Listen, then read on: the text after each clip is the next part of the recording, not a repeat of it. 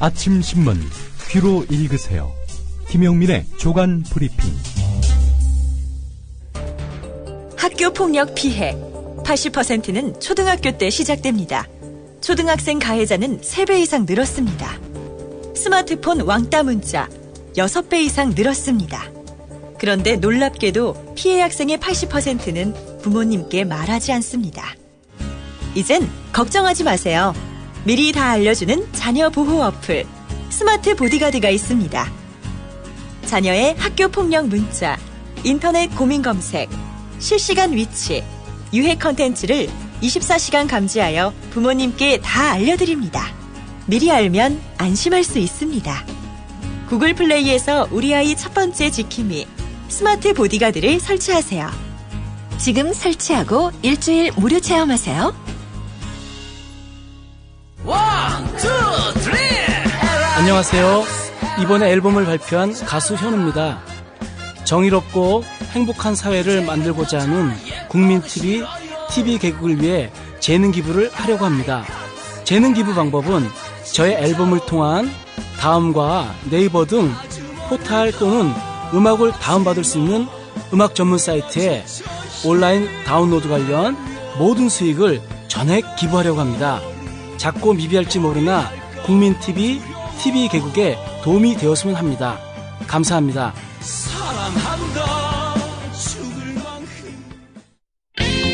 국민TV가 이번엔 대구로 갑니다.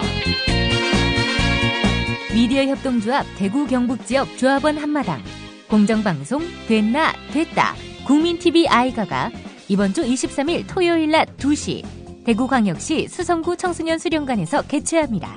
가수 손병유의 미니 콘서트, 최동석 이사의 왜 협동조합인가 특강, 이재희 이작가와 문희정 아나운서가 진행하는 이작가 문희정의 라이벌 공개방송으로 꾸미는 이번 한마당에 대구 경북조합원과 시민 모두를 초대합니다. 11월 23일 토요일 낮 2시 대구 수성구 황금동 143번지 1호에 위치한 대구광역시 수성구 청소년 수련관에서 열리는 미디어 협동조합 대구 경북지역 조합원 한마당 참언론 국민TV의 미래를 그려보는 시간 함께 만들어보시죠.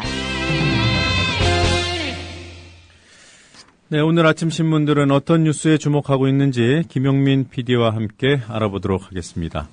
안녕하세요. 네, 안녕하십니까. 네, 자, 오늘 뉴스 어떤 기사부터 살펴볼까요? 한겨레 일면 톱 기사부터 보겠습니다. 네. 아마 한겨레 단독 보도인데요. 국군 사이버 사령부의 정치 개입 사건을 수사하고 있는 국방부 조사본부가 결론을 내렸다고 합니다. 사이버 사령부 요원들의 활동은 개인 일탈로 보기 어렵다. 네.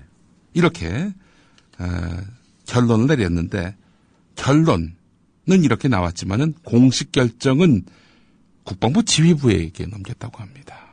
네. 조직적 정치 개입으로 결론을 내렸는데 이 공식적인 결정 이거는 국방부 지휘부에게 넘겼다는 겁니다. 조사본부는 국방부 지휘부의 검토를 거쳐서 이달 말에 중간 수사 결과를 발표할 예정인데요. 결국 김관진 장관이 어떤 판단을 하느냐에 따라서 이번 사이버 사령부 요원들의 활동이 개인 일탈이냐 아니면 조직적 선거 개입이냐 가려질 것 같습니다. 네. 김관진 장관이 공정한 판단을 내릴 수 있을까요? 이게 지금 이 기사를 보니까 네. 지난해 말 수서경찰서와 서울경찰청의 관계를 보는 듯합니다. 아, 그러네요. 정확하네요. 김관진 장관이 김용판 씨와 같은 당시 서울청장이었던 네. 김용판 씨와 같은 역할을 할지 예.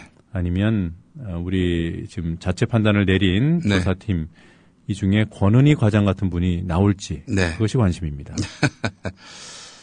자, 사실 사이버 사령부의 활동 결과가 내일 국방부 장관 등 군 지휘부에 보고된 것으로 나타났습니다. 네. 지휘부가 사건 자체에서 자유롭지 않은 상황인데 이 조사본부가 수사의 최종 결론을 군 지휘부에 미룬 것은 이건 부적절하지 않습니까? 누가 보더라도. 사실 국방부 장관도 보고를 받았다면은 이 지금 같이 책임을 져야 될 상황인데 그 사람 보고 이번 사건에 이 판단을 내려달라. 이게 말이 되느냐 이런 얘기입니다. 그렇죠. 피의 내지는 용의 선상에 올라 있는 사람인데요. 네, 그런 사람이 어떻게 판단을 내립니까? 군지휘부의 의견이 조사본부의 중간 수사 결과 발표에 가이드라인으로 작용할 가능성도 상당히 큽니다. 국방부의 한 관계자는 정치글을 올린 사이버사 요원들이 수십 명에 이른다. 사이버사 조직의 특성을 제쳐놓고라도 이런 상황에서 개인 일탈로 결론 내리면 누가 신뢰하겠는가 이렇게 말을 했다고 합니다. 한편 박주민 민주사회를 위한 변호사 모임 사무차장은 수사는 사실을 발견해 인과관계를 밝히고 어떤 범죄를 구성하는지 결론을 내는 것인데 조직 활동 여부를 지휘부의 판단에 맡기겠다는 것은 수사를 하지 않겠다는 말과 같은 의미며 법을 정치적 잣대로 보겠다는 의미라고 이렇게 평가했습니다. 자, 관련해서 또 이런 기사가 있습니다. 한겨레 3년의 관련 기사가 있는데 사이버 사령부 정치 댓글 또 트위터 관련한 국방부의 말 바꾸기 아주 보기 좋게 표로 만들었습니다. 10월 14일에 며칠 전입니다. 김관진 장관 사이버 사령부는 국내 정치에 개입하지 않았다 이렇게 말을 했는데 10월 22일 국방부는 군사이버 사령부 요원의 정치적 댓글 작성을 인정했습니다. 정치 개입은 하지 않았다 했는데 정치적 댓글은 달았다. 이거 뭐 어떤 거래야 정치 개입입니까? 예, 김관진 장관의 말이 맞다면 말입니다. 또 10월 14일 같은 날입니다. 김관진 장관은 국정원에서 예산을 받지 않는다라고 했는데 그 다음 날입니다. 일부 예산은 지원받는다.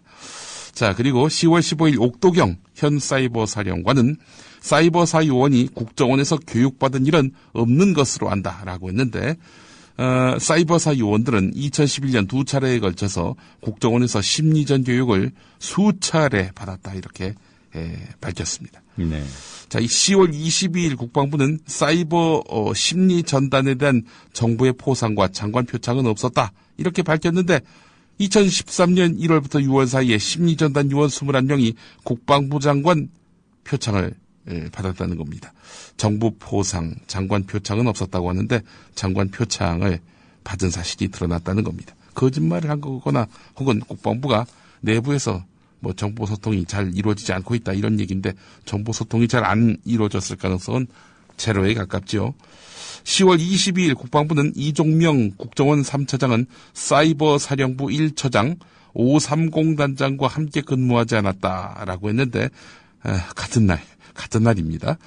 합동참모본부는 이종명 전 3차장이 사이버 사령부 1처장과 함께 근무한 사실을 확인했습니다. 네. 11월 20일 김관진 장관은 사이버 사령부는 국정원 지침을 받은 바 없다 이렇게 밝혔는데 11월 19일 그 전날입니다. 국정원 관계자는 2010년부터 매월 국가 심리정보 활동 지침을 국정원이 내려보냈다 이렇게 얘기를 했습니다.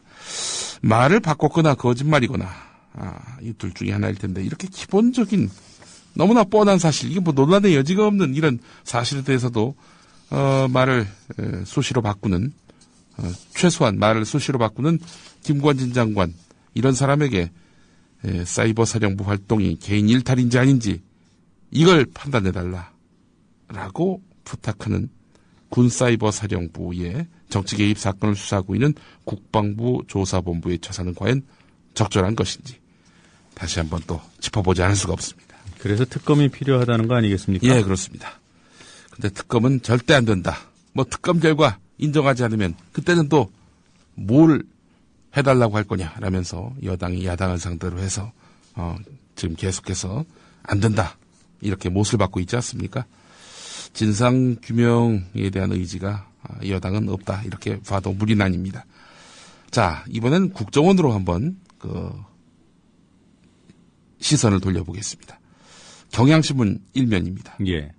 지난해 총선과 대통령 선거 때 국가정보원 심리전단 직원들이 트위터 상에서 120만여 개의 선거 개입 글을 작성하거나 퍼나른 사실을 검찰이 추가로 밝혀냈습니다. 자, 국정원이 지난 대선과 총선 때 조직적이고 대규모로 개입한 사실이 확인이 됐는데요. 현재 진행 중인 원세훈 전 국정원장에 대한 재판은 물론이고 정치권에 미치는 파장이 클 것으로 예상된다고 경향신문은 전하고 있습니다. 이 내용은 일면 머릿기사입니다. 자, 근데 3면에 또 이런 내용이 있습니다. 자, 선거 개입 글과 관련해서 국정원조차도 개인적 일탈이라고 했었습니다. 군사이버사령부도 개인 일탈이다라고 얘기했었죠. 네. 국정원 요원들의 선거 개입도 개인적 일탈이라고 했습니다. 그런데 이게 어떻게 개인적 일탈이 됩니까? 120만여 개가 나온 거. 이것만 보더라도 이건 뭐 국정원 여권의 주장은 근거를 잃는다라고 볼 수 있다는 겁니다. 자, 사실 지난 6월에 검찰은요, 원세훈 전 국정원장 등을 공직선거법 위반 혐의로 기소하면서 지난 대선 때 국정원 심리전단 소속 직원들이 온라인 포털 사이트에 73개의 선거 개입 글을 게시한 것으로 이렇게 혐의 사실에 포함시켰습니다. 73개였습니다. 73개. 몇 배가 된 겁니까? 6월에는 73개였고요.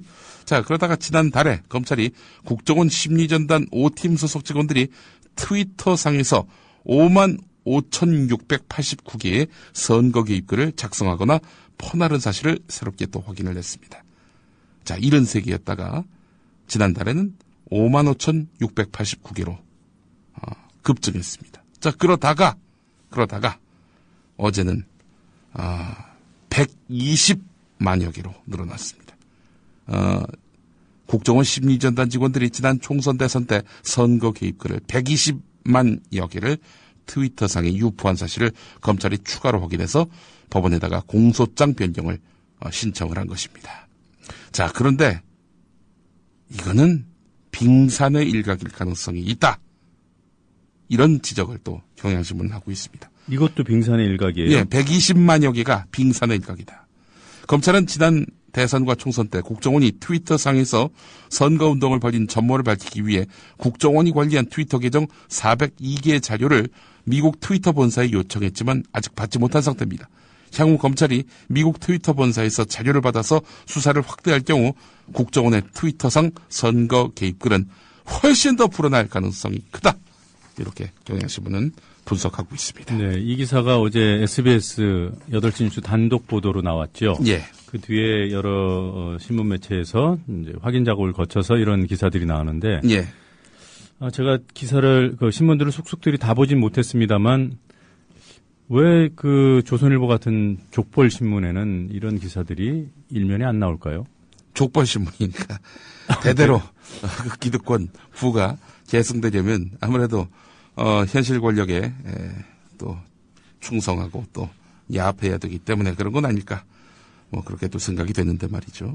지난 6월에 처음 기소를 할 때 그때 황교안 법무부 장관이 네. 무던히도 선거법 기소를 못하도록 하려고 노력하지 않았습니까? 그렇습니다. 그 방해에도 불구하고 겨우 공소장에 집어넣은 것이 73개였어요. 예. 지금 120만여 개. 지금 뭐 다른 기사들을 종합해 보면 최종적으로는 124만 개 정도랍니다. 미국에서 확인될 것을 배제한 현재 상태로. 네. 지난번에 공소장 10월 말에 추가시켰던 5만 6천 개 중에서는 2만 개가 국정원 계정인 것으로 검찰이 이제 최종 확인을 했고요. 새로 확인된 것이 122만 개, 합쳐서 124만 개입니다. 6월에 비해서요. 예. 무려 17,000배가 늘어났어요. 자, 김창균 조선일보 정치 담당 에디터 겸 부국장이 4월 24일자에 쓴 칼럼이 있습니다. 네. 조선일보는 이 칼럼을 일면에 실었습니다. 통상 칼럼이 일면에 실리기 쉽지 않죠. 그러게요. 자, 그런데 대선 여론 조작이 목적이었다면 300위인 오늘의 유머를 골랐겠냐. 뭐 이런 글을 썼었고요. 몇 안 되는 글, 국정원 여직원이 넉 달간 단 댓글은 120개고 대선 개입은 전혀 없었다. 이런 식의 논지를 폈습니다. 예. 올 4월에 쓴 칼럼입니다. 자, 김창균 국장의 그 칼럼을 따지면 0개로부터 시작합니다. 0개고요. 6월에 73개, 10월에 55,689개, 11월에는 120만여 개가 됐습니다. 김창균 국장은 이쯤 되면 뭐 좀 반성의 칼럼을 좀 써야 마땅한 거 아닌가요? 참 이 양반 대선 개입글은 제로였다. 이런 주장을 서슴없이 이야기를 했고 조선일보는 그건 일면에 실었습니다. 얼마나 네. 대선 개입이 아니기를 바라는 그 조선일보의 심중이 드러납니까? 네, 오늘 신문 제가 지금 PDF 파일을 보니까 네. 안 썼네요. 안 썼어요. 네. 그 연계를 유지하기 위해서 안 쓰는 거 아니겠습니까? 그렇죠. 논지의 일관성을 유지하기 위해.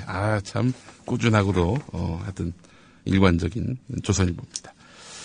자, 국방부 관련한 오늘 여러 의혹들, 김광진 의원과 잠시 후에 또 한번 짚어보는 시간을 여러분들은 가지실 겁니다. 김관진 국방부 장관과 김광진 의원. 예. 발음을 잘해야 됩니다. 예. 서울신문 사면으로 가니까요. 이거 뭐 사실 중요한 기사는 아닌데 주목되는 부분이 있습니다. 나경원, 지상욱, 서울 중구 격돌. 이런 제목입니다. 잘 아시는 대로 나경원 의원 같은 경우 전 의원이죠. 2011년 서울시장 보궐선거 나가면서 또 이제 의원직을 내놨잖아요. 그때 이제 나경원 전 의원 원래는 중구 당협위원회 운영위원장, 그러니까 이제 옛날에 지구당 위원장 같은 자리입니다. 네. 당협위원장이라고 부르는데 여기를 이제 그만뒀단 말이죠. 자, 그래서 이제 그 뒤로 이 자리가 이제 비어 있었단 말입니다. 자, 그런데 새누리당이 서울 중구 조직위원장 공모에 나섰는데 여기에 나경원 전 의원과 지상욱 전 대변인이 응모를 했습니다. 지상욱이 누구냐? 잘 아시는 대로 2010년 서울시장 선거에서 자유선진당 후보로 출마를 했고 그 자유선진당이 선진통일당으로 이름을 바꿨고 선진통일당이 대선을 앞두고 새누리당과 합당하지 않았습니까? 네. 그러니까 지금 나경원, 지상욱 두 분은 그 같은 당 소속입니다. 네. 자, 그런데 이제 중구 이 빈자리를 놓고 이제 두 사람 모두 지금 지원을 하게 됐는데 말이죠. 자, 어떤 결과가 나올까요? 뭐 사실 정치적 비중이나 국회의원 경험 이런 걸 따진다면은 나경원 전 의원에게 좀 힘이 쏠릴 만도 한데 중요한 것은 지상욱 전 자유선진당 대변인 같은 경우 지난 대선에서 박근혜 대통령 당선에 기여한 친박 인사로 또 분류가 됩니다. 심은하 씨 남편이죠? 예, 그렇습니다. 뭐 잘 알려진 대로. 근데 두 사람, 나경원, 지상욱 두 사람의 그 공통점이 있다면은 이회창 전 총재에게 발탁이 돼서 정계에 입문했다는 공통점이 있습니다. 대중인지도대 대선 기여. 자, 과연 누가 서울 중구 지역 조직책이 될 것인가? 결국 박근혜 대통령 결재가 날 수밖에 없는 그런 대립구도다. 배우자까지 합하면 인지도가 지상욱 씨가 좀 더 높은 거 아니에요? 그런가요? 그건 잘 모르겠습니다. 예.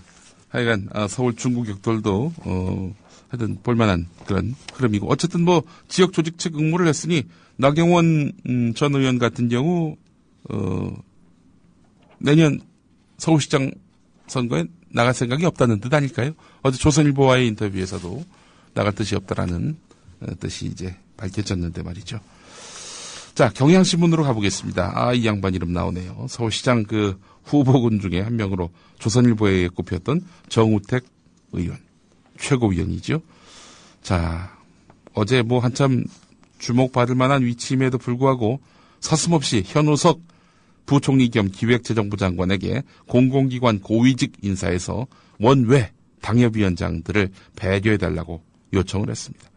주무장관을 불러놓고 노골적으로 인사청탁한 것 아니냐 이런 비판이 나오고 있다고 경향신문이 전하고 있는데 이런 이야기였습니다. 어제 그 영등포 타임스퀘어에서 당 지도부와 원외 당협위원장 오찬 간담회에서 공공기관장 인사나 감사 선임 때에 소관부처와 기획재정부가 관여하는데 장관에게 부탁하고 싶다. 원외위원장 가운데 전문성을 가진 분이 대다수인데 어느 공기업에는 7명 신청자 중에 7등을 했다. 지난번 대선에서 많은 노력을 한 분들에게 정부가 인식을 갖고 인사에 반영하라 이렇게 요구를 했는데 발언이 끝나자마자 자리에서 박수가 터져 나왔다고 합니다. 박수를 치는 사람들도 참 웃을 기짝이 없는데요. 한번 상상을 해보십시오. 예. 이 사람들한테 자리 주세요 했는데 막 박수가 터져 나왔어요. 이게 대체 현우석 부총리 뭐라고 얘기했을까요? 전문성이나 국정 철학 공감도 추진력 등 여러 면에서 정우택 최고위원이 지적한 대로 원외 위원장이 좋은 자질을 가졌다고 생각한다. 특히 관심을 두고 좀 더 보도록 하겠다. 뭐 이렇게 답했다고 하는데 말이죠. 자, 근데 사실은 정우택 최고위원뿐 아니라 새누리당의 여러 이제 고위직에 있는 분들이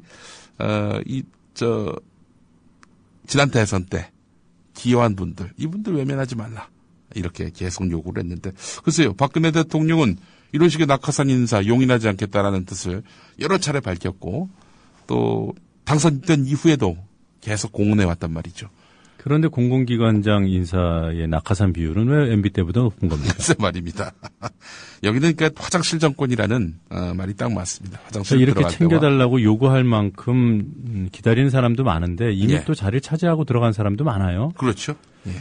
그리고 또 이 정우택 최고위원이 불과 몇 주 전에 이런 똑같은 얘기를 당 회의에서 하지 않았습니까? 예. 이거 대선 공신들을 챙겨줘야 된다고. 예. 이런 게 통하는 공개적인 석상에서까지 이런 얘기가 나오는 것. 예. 새누리당이 지지율 믿고 오만 방자함을 떠는 거죠. 네. 이거 좀 주목하실 필요가 있습니다. 뭐 이거 몰래 만나서 이야기를 해도 이거 무리를 빚을 일인데, 야, 드러내놓고 기자들 다 보는 앞에서, 이 원외위원장, 이 사람들, 자리 챙겨줘야 되는 거 아니냐. 이런 식의 이야기를 서슴없이 하는 정우택 최고위원. 이 양반이 지금 서울시장 후보군이란 말입니까? 놀랍습니다. 예. 이 정우택에 대한 네. 김용민 PD의 저주, 어제 잠깐 언급해드렸던 예. 스스로 저주를 만들어내는 것 같아요. 이것도 일종의 노이즈 마케팅인데, 예. 자, 이것도 예의주시할 필요가 있습니다. KT가요, 불법적으로 해고 직원의 휴대전화 통화 내역과 위치 정보를 입수해 활용한 것으로 드러났다는 점입니다. 자, 한겨레 취재 결과를 종합해보면은 올해 2월에 KT에서 해고된 이모 씨가 계십니다. 이 이모 씨가 KT가 자신의 휴대전화 통화 내역을 동의 없이 입수해 사용했다면서 통신비밀보호법, 전기통신사업법 위반 혐의로 이석채 전 KT 회장과 KT 윤리경영실 직원 3명을 수원지검 성남지청에 고소했습니다. 윤리경영실 직원을 고소했군요. 자, 이게 무슨 일이냐. 지난달 28일 해고 무효를 놓고 이루어진 중앙노동위원회 신문에서 이 사실이 드러난 겁니다. 이모 씨가 KT 직원들과 휴대전화로 통화한 내역을 이렇게 KT가 증거로 제출했습니다. 네. KT 쪽이 낸 통신사실 확인 자료에는 이모 씨가 전화를 건 시각과 통화 시간, 전화를 사용한 지역의 기지국 정보 등이 상세히 담겨 있는데요. 당시 이모 씨는 12차례에 걸쳐서 회사 직원과 통화한 것으로 나옵니다. 이모 씨가 2001년에서 2003년 부인 명의의 건물을 KTF, 그러니까 KT의 그 자회사였죠. 지금은 KT에 통합이 되어 있는데 KTF 기지국으로 임대해 주는 과정에서 회사 내부 정보를 이용해 부당이득을 챙겼다면서 감사를 벌인 다음 이모 씨를 해고했는데, 해고 무효를 다투던 중에 KT는 이모 씨가 실질적인 건물 관리자였고 임대차 계약을 해지하는 과정에서 보증금 반납도 지연하고 있다. 이를 증명하는 자료를 내놓겠다라고 해놓고는 불법 입수한 이모 씨의 통화 내역을 중앙노동위원회에 제출한 겁니다. 자, 법률 전문가들은 이런 얘기를 합니다. 개인 통화 내역을 동의 없이 활용하는 것은 명백한 불법이다. 통신비밀보호법은 형사소송법 등의 규정에 의하지 않고 통신사실 확인 자료를 제공하면 처벌하도록 규정하고 있습니다. 당연하죠. KT 직원은 이 법의 보호를 받아야 할 국민이 아닙니까? 왜 지들 멋대로 그 통화 내역을 마음대로 들여다보고 이걸 증거로 내세웁니까? KT는 이것에 대해서 단순한 실수다 이런 식으로 나오고 있는데, 실수면 면책이 됩니까? 이걸 누가 실수로 보겠습니까? 예. 그리고 법률 전문가들이 증거로 제출하는데 예. 이 정도의 문제도 확인을 안 하고 실수로 이게 말이 돼요? 이제 더 큰 문제는 뭐냐면은 KT가 이 직원한테만 했겠냐 이겁니다. 그러게요. 예. 물론 이 직원에게만 한 것만 드러났습니다만은 뭐 마음대로 KT 가입자들 들여다볼 수 있는 여지가 있는 거 아닙니까? KT 직원 알고 있는 사람들은 일단 좀 KT 직원들과의 통화를 자제해야 될 것 같습니다. 예. 이거는 아주 일벌백계를 해야 되고 KT가 민간인 사찰할 수 있다는 거 아닙니까? 이런 일은 있을 수 없는 일입니다. 그러니 무궁화호 위성을 팔아먹죠. 예. 자, 정문원 의원과 김무성 의원의 이야기가 서로 다르다. 2007년 남북정상회담 회의록 유출 의혹으로 검찰 조사를 받은 정문원 의원. 자, 이 처벌 여부는 회의록 내용을 입수하고 이를 공개하는 과정에서 현행법을 어겼는지에 달려 있는데요. 정문원 의원은 그 회의록 전문을 업무관계로 읽어봤다. 당시 청와대 통일비서관으로 재직하던 때였고, 당시에는 그 지위에서는 볼만한 그런 위치에 놓였다는 거죠. 사실은 청와대 비서관은 통상 2급 비밀까지 취급할 수가 있습니다. 2009년 3월에 원세훈 국정원장은 그 회의록 전문을 2급 비밀로 낮춰놨기 때문에 2009년 3월 이전에 회의록 전문을 봤다면은 2급 비밀로 낮추기 전에 봤다는 거기 때문에 지금 청와대 비서관의 위치에서는 볼 수 없는 기록물입니다. 따라서 공공기록물 관리법에 위배가 됩니다. 예. 또 정문원 의원이 회의록 내용을 공개한 행위에 대해서 위법성 판단은 공개 장소와 이유에 따라서 다 갈리는데, 정문원 의원은 지난해 10월 통일부 국정감사라는 국회에서 발언한 것이다. 국회에서 직무상 한 발언이기 때문에 국회의원 면책 특권 범위에 해당한다, 이렇게 밝히고 있는데요. 자, 그런데 회의록 내용 언급은 국회에서만 이루어진 것이 아니라요, 12월 14일 기자회견에서도 있었는데 그 장소가 국회가 아닌 여의도 새누리당사였다는 겁니다. 당사 기자회견은 보호 대상 아니고요. 예. 명확히 아닙니다. 예. 이 부분은 그 비밀 누설에 예. 적용 가능성이 충분히 있는 거고요. 예. 그다음에 정 의원하고 김 의원 얘기 갈리는 게 지금 말씀해 주신 대로 예. 그 정문원 의원은 물어봐서 맞다 뭐 이렇게만 얘기했다는 거 아니에요? 예. 김무성 의원은 내가 정문원 의원한테 설명을 들었다, 구두로. 예. 네.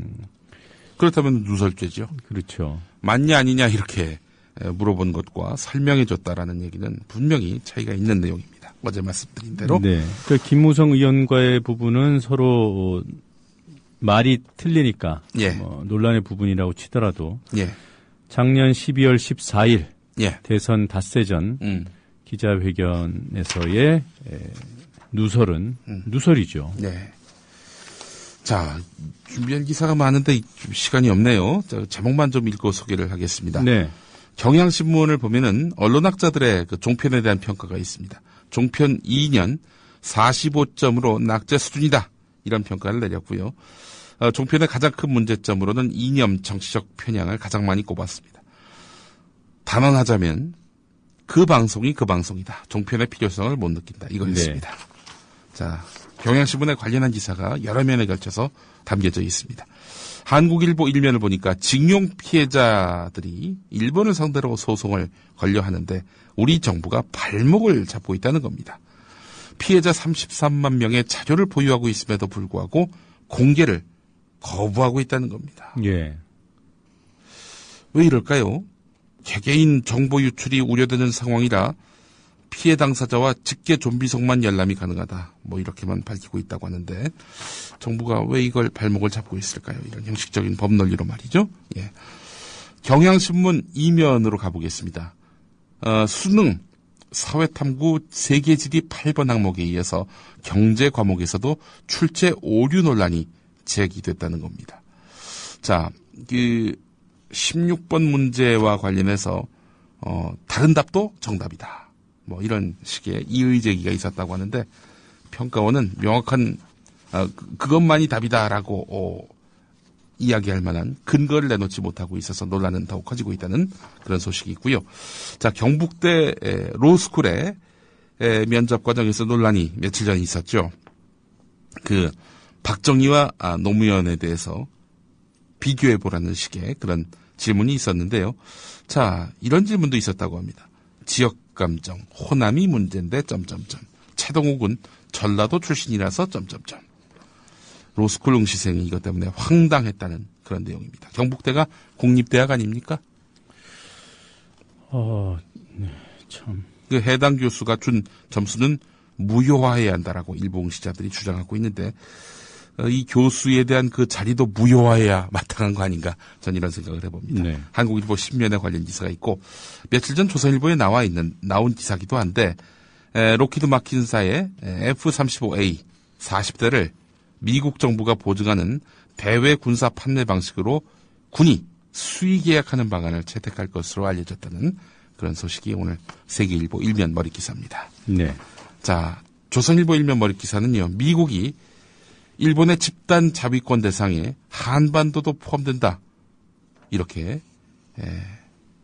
밝혔다는 겁니다. 미국의 국방부 고위 당국자가 밝혔다고 하는데 일본의 집단 자위권 행사를 환영한다.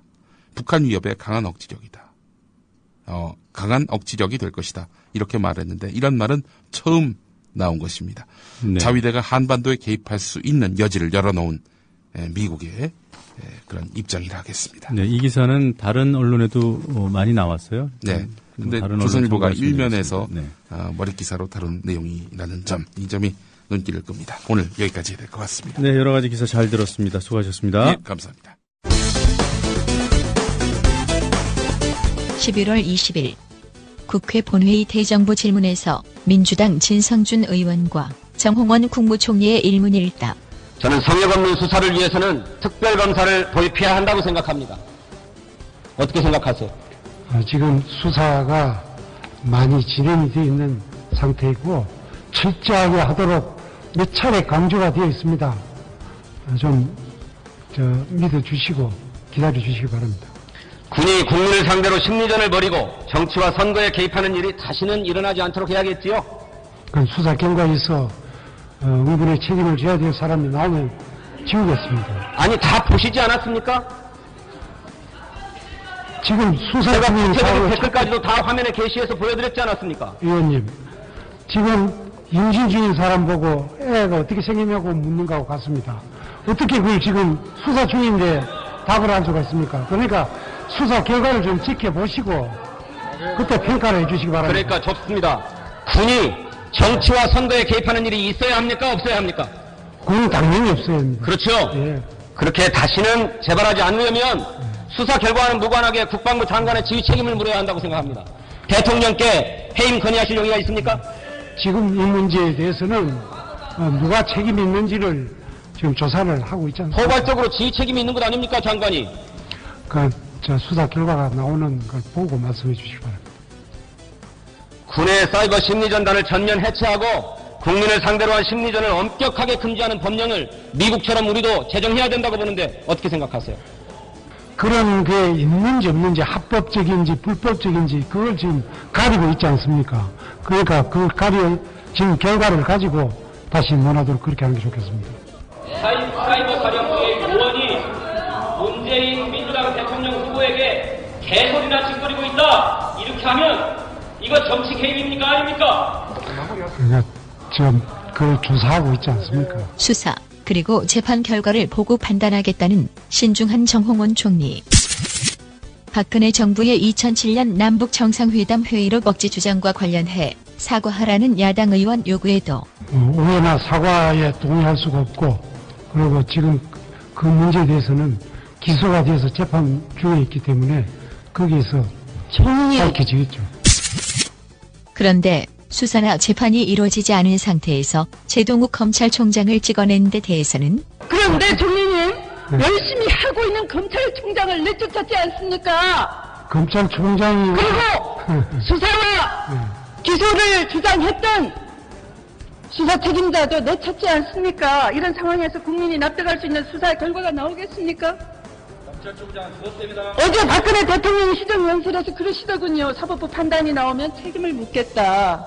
당연히 그렇습니다. 수사검사, 기소한 검사 다 내쳐서 근무한 검찰이 공소 유지에 관심도 없을 텐데 사법부의 판단인들 어찌 제대로 나오겠습니까? 검찰총장이 아무 비위가 있더라도 그냥 가만둬야 되겠습니까? 검찰총장이 아무 비위가 있더라도 그냥 가만둬야 되겠습니까?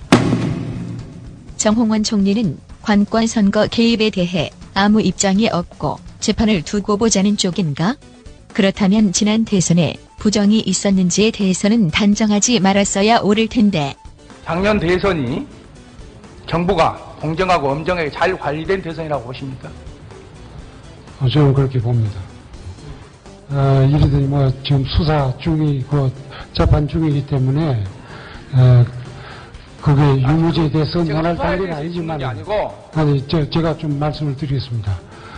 그런 걸 가지고 논할 단계는 아니지만은 예를 들어서 어느 지역구 국회의원 선거에서 한두 사람의 무슨 비나 또 부정이 드러났다고 해서 그 선거가 정치가 아니다고 그렇게 할 수 있겠습니까? 그런데 지금 현재 물론 유무죄가 안 나기 때문에 그런 부분에 판단도 적절치는 않지만은 설령 그런 게 있다고 하더라도 그게 어떻게 정치를 그렇게 잘못되었다고 부정하는 게 될 수가 있겠습니까? 총님, 지역구 선거에서 한 사람의 선거 부정행위가 발견돼가지고 처벌받았다고 해서 그 지역구 선거가 불공정했다고 그렇게 단정할 수 있습니까? 그렇게 표현할 수가 있습니까?